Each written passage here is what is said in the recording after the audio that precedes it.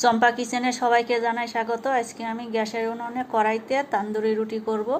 এইভাবে বানালে খুব নরম তুলতুলে হয়, খেতেও খুব সুস্বাদু হয়। আমি প্রথমে ময়দা নিয়ে নিয়েছি, স্বাদ মতো নুন দিয়ে দিচ্ছি। এখানে আমি চিনি দিয়ে দিচ্ছি 2 চামচ। আমি বেকিং সোডা দিয়ে দিয়েছি 1 চামচ। এটা আমি ভালো করে নাড়াচাড়া করে নেব।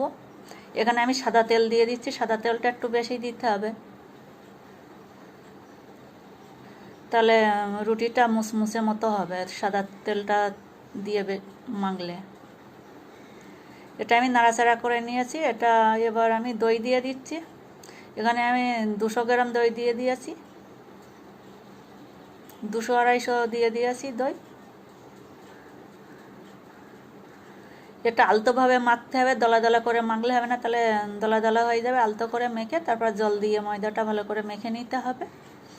একটু নরম টাইপের করতে হবে, মাখতে মাখতে একদম নরম হয়ে আসবে। শক্ত হলে হবে না, তাহলে রুটিটা ভালো হবে না। শক্ত ময়দা মাখাটা হলে বেশ অনেকক্ষণ ধরেই মাখতে হবে। দইটা দেওয়ার পরে ময়দাটা বেশ অনেকক্ষণ ধরেই মাখতে হবে। এই যে আমি থালা দিয়ে ঢেকে রেখে দিয়েছি, আমি বেশ ওখান থেকে 1.5-2 ঘন্টা রেখে দিয়েছি।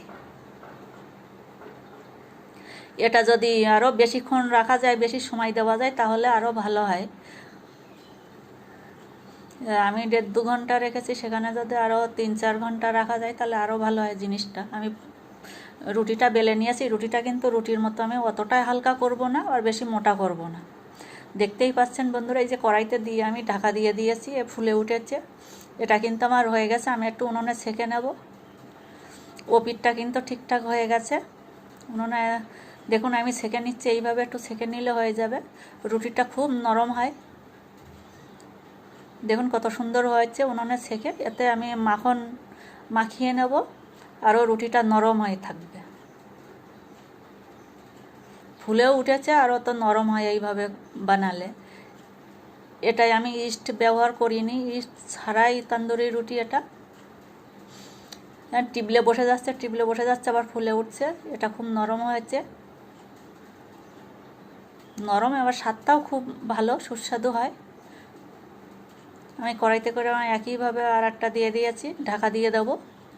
দেখুন বন্ধুরা, এটাও ফুলে উঠছে। সব কয়টা ভালো হবে। একটু সময় হাতে নিয়ে করতে হবে, তাড়াহুড়ো করলে হবে না। এটা খুব সুন্দরই হয়। এটাও আমি উনুনে সেঁকে নিচ্ছি। সব কটাই আমি এইভাবে বানিয়ে এক এক করে সব কটাই সেঁকে নেব। এটা দেখেই বোঝা যাচ্ছে কতটা নরম, উপর থেকে দেখেই বোঝা যাচ্ছে কতটা নরম হয়েছে। এটাও আমি মাখনটা মাখিয়ে নেব।